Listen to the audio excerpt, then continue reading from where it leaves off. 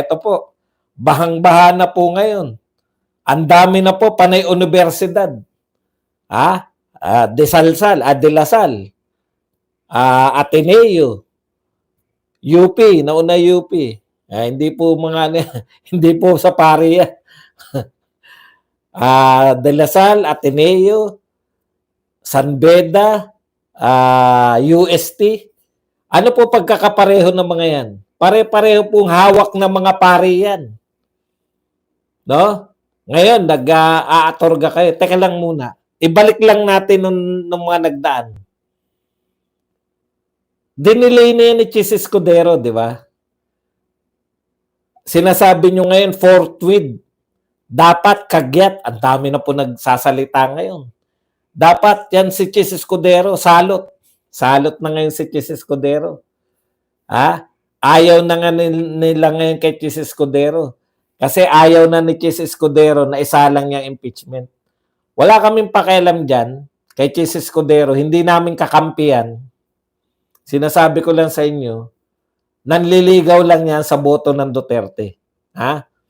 Real talk tayo. Gusto niya mapanatili yung pagiging Senate President niya. Nung inaangal mo ba doon? Wala, hindi kami umangal. Kayo umangal. Gusto namin impeachment. Ano opisyal na pahayag ni BP Sara? I want bloodbath. Ituloy na yan. Yan yung opisyal na pahayag namin. Gusto naming matuloy yan para mapawalang makita ng lahat na si BP Sara ay wala naman talagang kasalanan. Uy, kayo mga taga-TikTok, tap-tap lang kayo. Heart-heart lang. Di ba? Ngayon, nag-iingay kayo ngayon. Kasi ang balak ni Chis, wag nang isa lang. Ang balak ni Chis, ang balak ni Chis, yung 20th Congress na bahala. Kasi araw na lang eh. Ngayon, umaangal kayo. Bakit dinilay-delay ni Chis? Ang tanong ko, kailan ba pinasa yan? Bakit ngayon lang kayo nag-iingay? Una, mamaya na ipokrito kayong mga kaparian. Arrogante kasi kayo. Kaya hindi nyo minamadali si Chis Escudero. Pakiramdam ninyo, mananalo, marami. Diba? Kung may manalo man, dalawa lang. So kung dalawa lang po mananalo sa mga Duterte, 10 mananalo sa inyo, overwhelming, makukonvict si BP Sara. Naniwala kay Chis Escudero na kaya niya i-delay para walang masabi si BP Sara. Yung kampo. Kasi nagkwenta na kayo eh. Alam ninyo na matatalo eh. Alam niyo yung papasok si Bato lang tsaka si Bongo lang ang papasok. Alam ninyo, no? Bago hinuli, 'di ba? Bago hinuli si Tatay Digong. Ayan yung sitwasyon. Tapos kayo, hindi kayo pumapalag. Sinabi ni Chis Escudero, wag na muna natin yan kasi mamadaliin nyo kami, magre-recess na. 'Di ba? Yun yung sabi, natatandaan natin yan, magre-recess na. Ngayon, ang sinabi pa ni Chis Escudero, pag minadali pa natin to, aangal pa si BP Sara sa Supreme Court. Bakit minamadali, magre-recess na? Okay lang sa inyo nun, mga kaparian. Okay lang sa inyo, mga kunwari, mga profesor ng eskwelahan. Pero actually, utos lang sa inyo ng mga amo nyong mga pari yan. Yung ginagawa nyo ngayon. Yung mga statement. Okay. Ano ibig ko sabihin? Alam ninyo, nakakampi nyo si Chis Escudero. Pagdating, June 2 lang, kanyo, dahil pagdating ng June 2, akala ninyo ang magaganap, mag-impeachment court na, hindi man matapos sa 19th Congress, dahil konti lang papasok sa mga Duterte, matutuloy yan sa 20th Congress. Di ba? Dahil pro Marcos lahat eh. Hindi kayo kumikibo lahat noon. Kahit dinilay ni Chis. Bakit hindi kayo kumikibo? Siyempre, nagigilty rin kayo eh. Tsaka ayaw nyong mabigyan ng katwiran yung mga Duterte na minamadali. Kasi kapapasa lang kay Chis eh, di ba? Kapapasa lang, magre-recess na. Magre-recess na sila at that time. Kailan ba pinasa kay Chis yan? February ba? Para lang maibalik ko sa inyo, ha? Ha? February? Okay. Wala kayong aksyon. Hindi kayo kumikibo. Bakit? Arrogante kayo. Alam nyo, matatalo. Ang tawag nyo nung una, pinabili lang ng suka itong mga Duterte. Sinabi ni Marcos yan. Ganyan ang paniniwala ninyong lahat. Okay lang ma-delay para wala nang masabi yung mga... sinabi rin ni Chis yan. Para wala nang masabi yung mga Duterte. Kasi alam nyo namang inaapi nyo yung mga Duterte. Alam niyo yan. Nagigilty rin kayo kaya hindi kayo kumikibo nun. Masyado namang obvious na minamadali nyong i-impeach si BP Sara. Nakukonsensya rin kayo nun. O ngayon, nagbago ang lahat. Nung pinakulong nyo si Tatay Digong, nagalit ang taong bayan. Yan ba? Kala nyo makakapag-EDSA kayo? Nasaan ang EDSA nyo? Ang alam ko nun sa EDSA, yung dalawang EDSA, isang panawagan lang yun, dagsa na sa EDSA. Kailan pa kayo nanawagan ng EDSA? Nung dinelay pa yan, di ba, ni Chis Escudero, walang pumunta sa EDSA. May pumunta ba? Ni isa? Wala. Laos na yung mga panawagan nyo na yan. Alam na ng mga tao na yan, samahan lang ng mga oligarko. Samahan lang kayo ng mga mayayaman. May nagpunta ba sa EDSA? Wala. Ibig sabihin, mga kapatid, ang katotohanan, wala na kayong bilang. At yung mga pari lang kayo. Mga pari lang lahat yan. Maniwala kayo ng mga... Okay. So, sa pagiging arrogante nyo, pinagbigyan nyo si Chis na junto. Si Chis Escudero, akala nyo lang, mas tuso pa sa inyo si Chis. Akala nyo lang, boy kilay lang yan. Kayang-kaya natin yan si Chis Escudero. Pero kung unthreatened na, yung, nanliligaw si Chis Binisto yan ng mga Duterte senator Nililigawan sila para manatili sa pagiging Senate President. At wala nang pinakamagandang regalo sa mga senador ni Duterte kung hindi matigil yung impeachment. At yan yung ginawa ni Chis. Ngayon, nahalata nyo na ayaw na ni Chis na mag-impeachment, tinitechnical ni Chis. Tsaka kayo naglabasan ngayon. Nung na-realize nyo na hindi nyo tauhan si Chis Escudero, nung na-realize nyo na ang ambisyon ni Chis Escudero na mapanatili yung Senate President ay mas mahalaga kaysa sa inyong lahat. Pumapalag kayo ngayon. Konstitusyon. Itaguyod natin ang konstitusyon. Bakit hindi nyo sinabi yan noong February? Noong nagpasa yung mga congressman. Hindi nyo in-insist na mag-impeachment trial na. Diba? Akala nyo kasi, tapat si Chis sa inyo. Akala nyo kasi, dilawan si Chis katulad nyo. Akala nyo kasi, sunod-sunuran si Chis sa inyo. Hindi ko sinasabing si Chis ay bumaliktad sa Duterte. Mangga rin yan. Kilala na namin yung mga mangga. Totoo yan.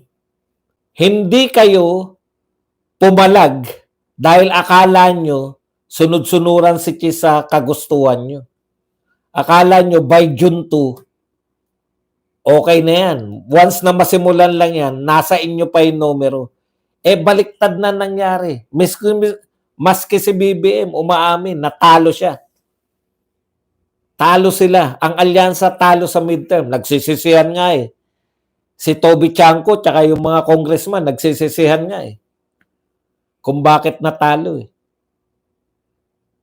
Hindi kayo pumalag noon.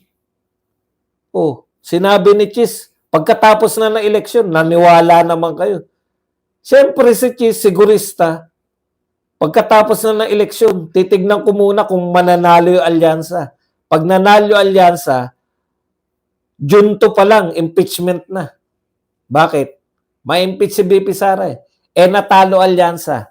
Hindi ma-impeach. Kahit matuloy ang impeachment, may numero si BP Sara, ma-acquit siya. Hindi siya makukonvict. Ma-acquit si BP Sara. Oh. Kaya, sipsipan na.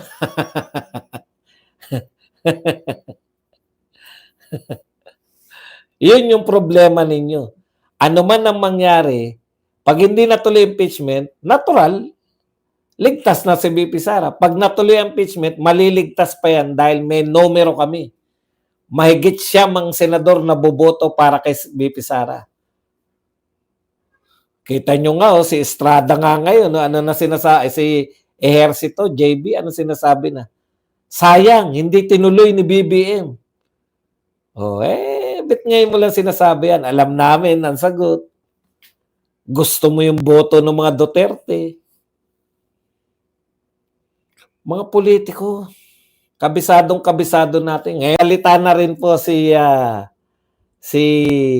yung legal team ni BP Sara hinggil po dito sa pinagmamadali. Maniwala naman kayo dyan sa pagmamadali ng mga yan. Ha? Tama naman si Chis eh. Hindi dahil makachis ako, wala akong pakialam kay Chis. Dahil alam natin, nagsumisip-sip lang yan kay BP Sara.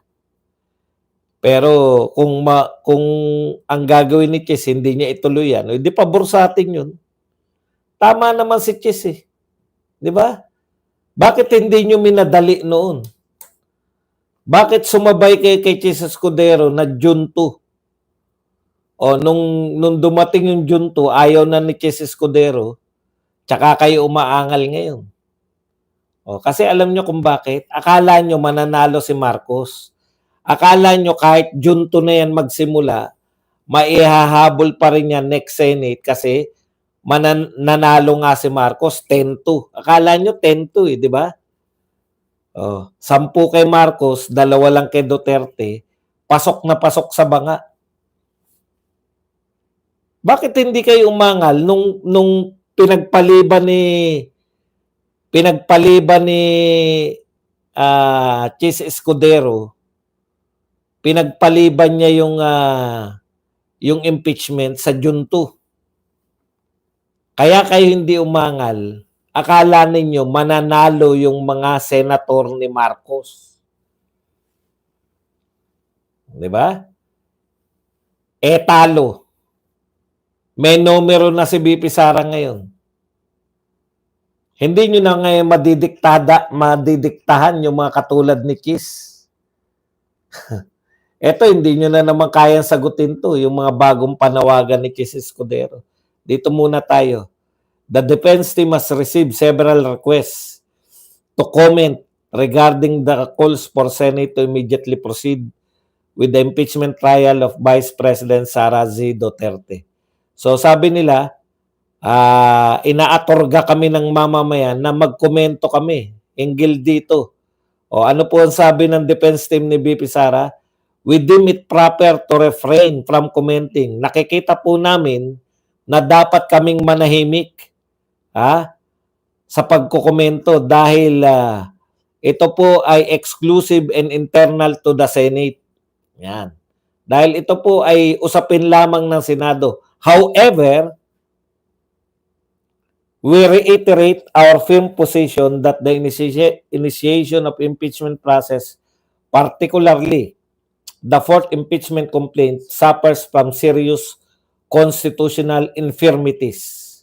So nakikita po nila na yung pagpapasa mismo ng impeachment, lalo na yung ipinasa, yung ika-4 na impeachment complaint, ay punong-puno ng paglabag sa konstitusyon.